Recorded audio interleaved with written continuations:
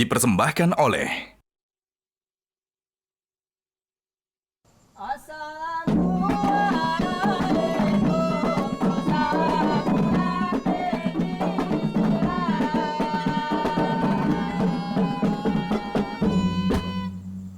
Assalamualaikum warahmatullahi wabarakatuh, BD. Waalaikumsalam warahmatullahi wabarakatuh. Di bulan Ramadan ini kan selalu kita harus beribadah gitu ya, Bang Din ya. Nah, apa yang dimaksud dengan ibadah yang berkemajuan itu? Iya, ibadat ya sebenarnya yang berkemajuan, yang selalu maju dan cenderung maju, terutama dalam hal kualitas. Tentu kuantitas juga ya. Dan pada bulan suci Ramadan ini ya, umat Islam melakukan satu sistem peribadatan. Saya sebut sistem.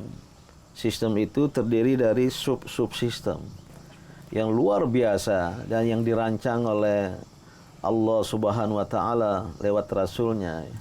Selain puasa pada siang hari, menahan diri dari makan, minum, dan semua yang terlarang dari sejak fajar hingga terbenamnya matahari maghrib.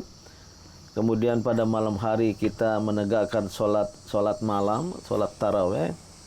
Ada juga ya, anjuran untuk meningkatkan zikir, tadarus Al-Quran, tadabbur Al-Quran. Di akhir Ramadan nanti kita diwajibkan untuk menunaikan zakat fitrah atau zakat juga zakat mal bagi yang berkemampuan, bagi yang ada. Ini satu sistem. Maka pertama ya, perlakukanlah ibadat Ramadan itu secara sistemik istilahnya, sebagai sebuah sistem. Jangan hanya puasa, tapi sholat tarawehnya tidak. Jangan hanya puasa dan makan sahur ya, tapi tadarus Al-Qur'annya tidak. Nah, kita ini memperlakukan Ramadan secara sebagian, secara parsial. Nah, yang kedua ya, harus berkemajuan, maju, bukan jelang Ramadan sopnya yang maju, karena tinggal 2 baris, ya. Tapi berkemajuan ya secara bilangan, kuantitas. Lihat saja ya, pada bulan Ramadan kita dianjurkan walaupun tidak wajib tapi sunat muakkad. Sunnah muakkadah, menunaikan sholat taraweh. Silakanlah, jangan persoalkan berapa jumlah rakaatnya, sesuai dengan keyakinan masing-masing. Lakukanlah, bila perlu masih bisa ditambah lagi. Tidak hanya di Ramadan, tapi juga di luar Ramadan, sholat-sholat sunat, istilahnya rawatib, qobliyah, ba'diyah. Di PMI Damalelani, segenap santri menunaikan sunat qobliyah, ba'diyah itu nyaris wajib itu. Karena ya selalu sebelum subuh qobliyah, setelah maghrib ba'diyah, otomatis mereka. Nah, ada sholat nawafil, sholat sunat nawafil tambahan, duha, ya, sholat sunat lain, bila perlu sholat hajat, sholat istikharah, selain ya sholat taraweh. Sholat taraweh itu ada yang berpendapat merupakan pengganti sholat malam. Pada luar Ramadan, sholat tahajud kita lakukan secara bersama-sama, lebih afdal ya, di masjid-masjid. Nah, berkemajuan dari sudut kuantitas, tapi juga harus dari sudut kualitas. Bahwa ibadat itu ya dimensinya adalah ta'abbud. Ta'abbud itu abid, hamba menghadap al-ma'bud, Allah. Ibadat hanya kegiatan. Kalau berhenti pada ibadat sebagai kegiatan, kita tidak dapat apa-apa. Tapi jika dimasukkan dimensi ta'abbud, ta'abbud itu hamba, abid, menaikkan diri untuk berada sedekat-dekat dengan al-ma'bud. Itu yang akan membawa kita pada kualitas ibadah. Dan kalau bisa kita lakukan demikian, ketika kita sholat taraweh betul-betul hati kita kepada Allah, kita mulai puasa betul-betul kepada Allah Subhanahu wa taala ya, maka kita akan berada sedekat-dekatnya dengan Allah. Bila perlu ya, liqa ar-rabbi, berjumpa dengan Tuhannya. Itulah berkemajuan secara kualitatif ya. Apakah ibadah itu harus berbarengan mengenai kualitas dan kuantitas atau enggak harus berbarengan?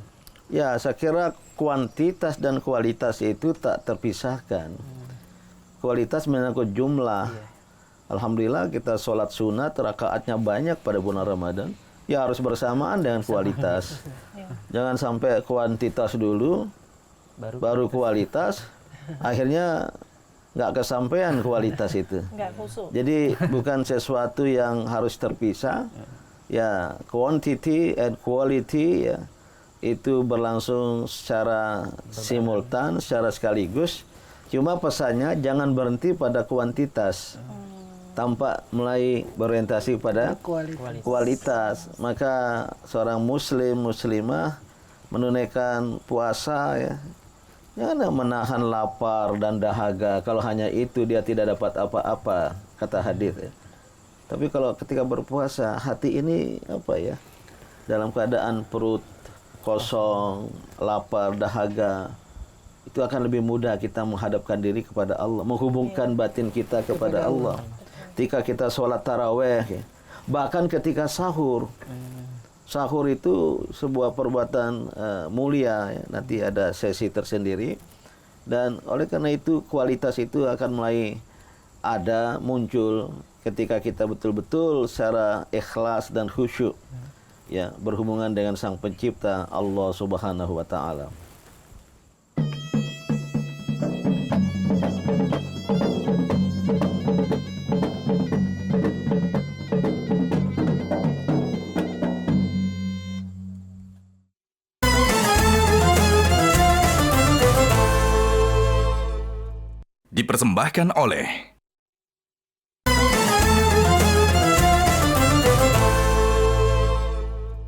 Dipersembahkan oleh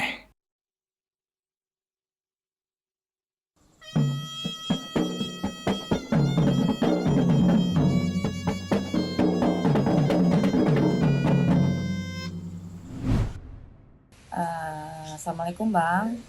Ini kan Waalaikumsalam. bulan Ramadan ini kita selalu mengaitkan dengan beribadah yang harus maksimal karena bulan penuh dengan berkah. Jadi kita berlomba-lomba mencari pahala untuk bisa meraih rahmat dari Allah dan juga pahala yang maksimal. Karena insya Allah pahalanya selalu dilipat gandakan. Tapi mengapa Ramadan itu dikaitkan dengan ibadah berkemajuan? Ya, mengapa? Karena sesungguhnya ibadat kita tidak hanya pada bulan suci Ramadan, pada bulan-bulan lain juga ya harus maju tadi yang kita sudah bicarakan, baik kuantitas maupun kualitas. Tapi mengapa pada bulan Ramadan harus lebih khusus lagi? Karena bulan ini dihadirkan, diciptakan oleh Allah Subhanahu wa taala sebagai bulan ibadat, sebagai bulan pelatihan. Maka mengapa? Ya, agar kita jangan menyia-nyiakan kesempatan ini. Apalagi ada janji-janji pahala ya, yang berlipat ganda pada bulan Ramadan. Walaupun ya pada tingkat tertinggi seperti Sufi Rabi al-Adawiyah itu dia tidak lagi beribadat karena mengharapkan pahala.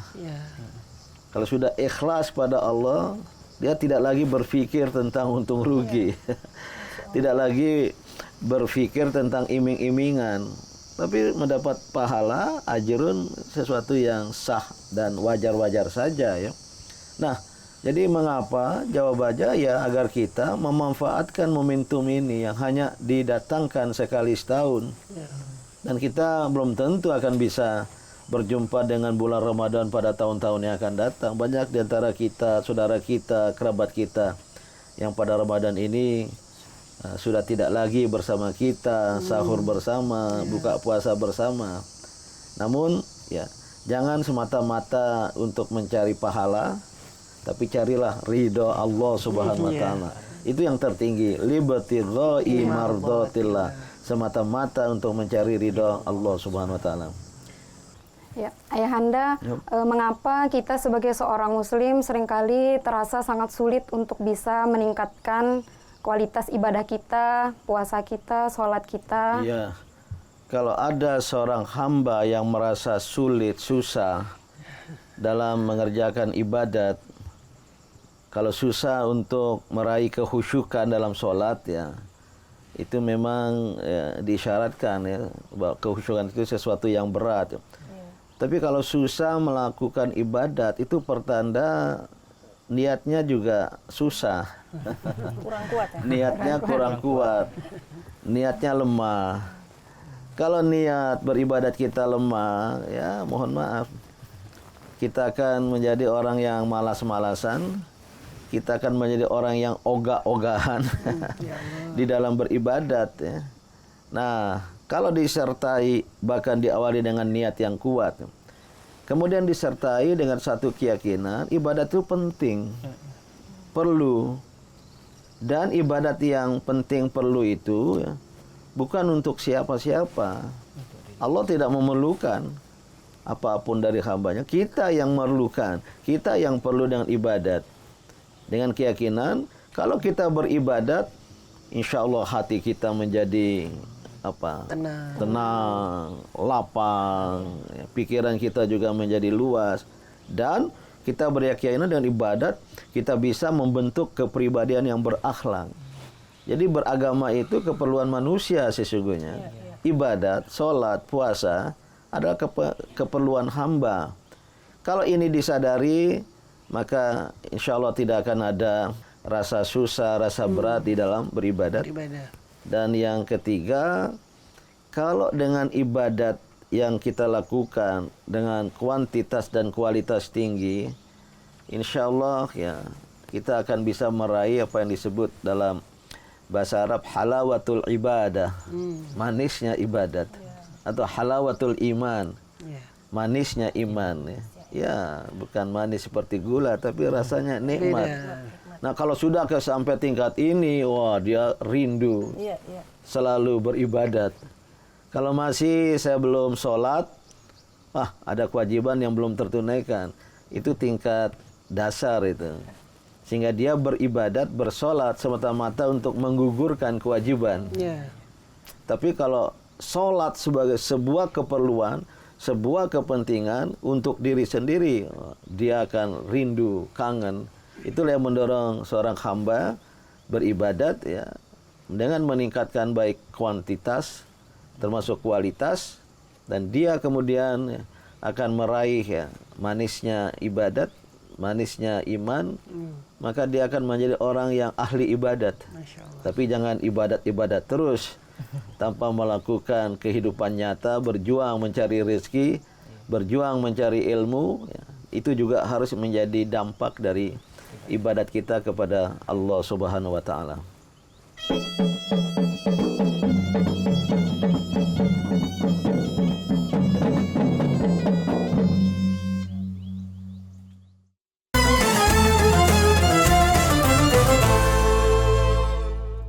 Dipersembahkan oleh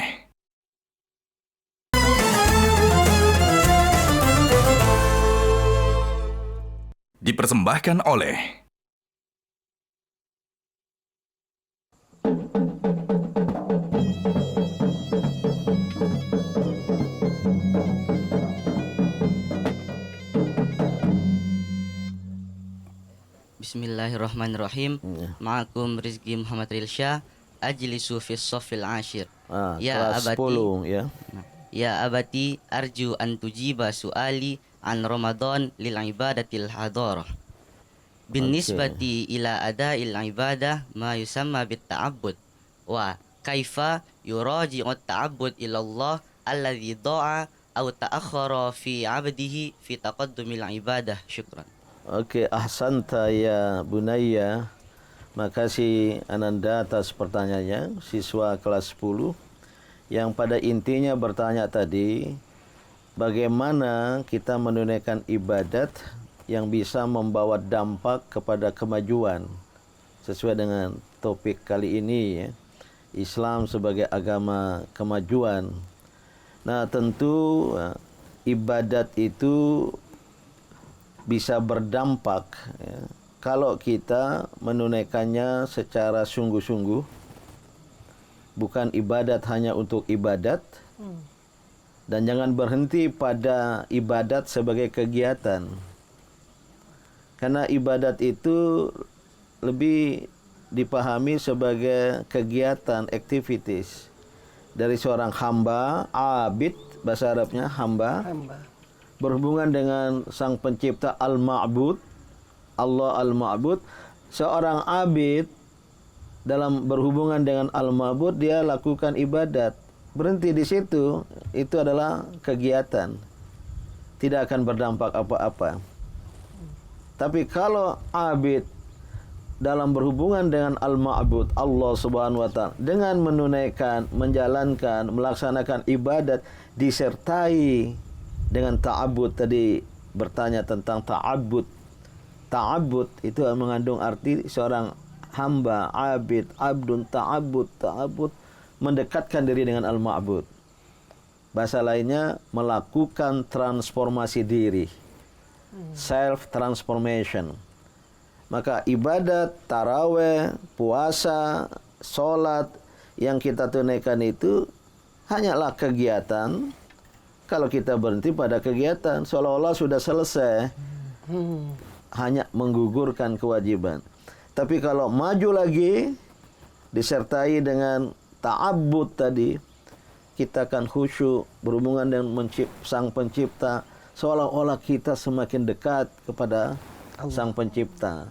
Jadi itulah taqarrub. Taqarrub ilallah, mendekatkan diri kepada Allah. Kalau ini bisa kita lakukan, ta'abbud, menaikkan diri, mentransformasi diri, berada sedekat-dekat dengan al-ma'bud, taqarrub, mendekatkan diri, dampaknya nanti itu kita akan meraih akhlak. Kita akan meraih, akan mengikuti sifat-sifat kebaikan Allah Subhanahu wa taala, al-asmaul husna.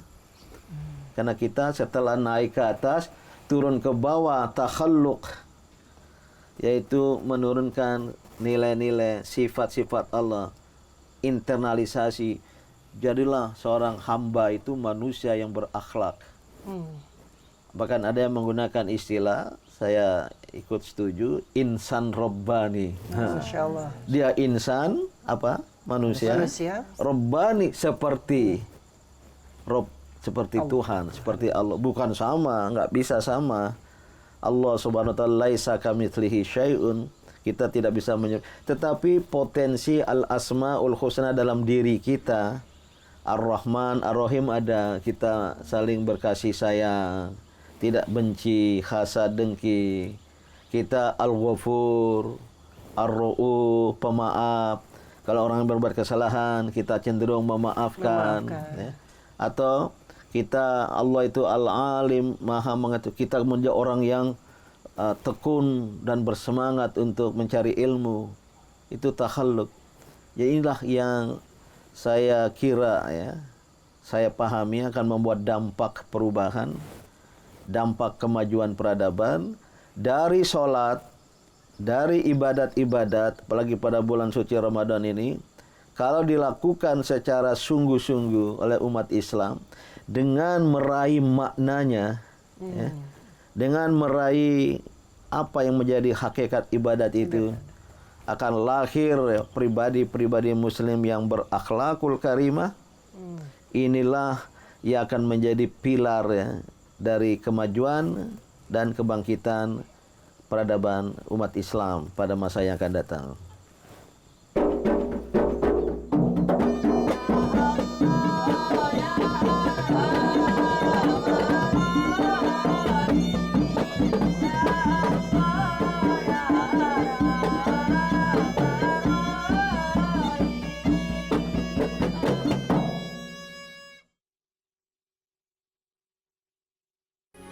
Metro TV.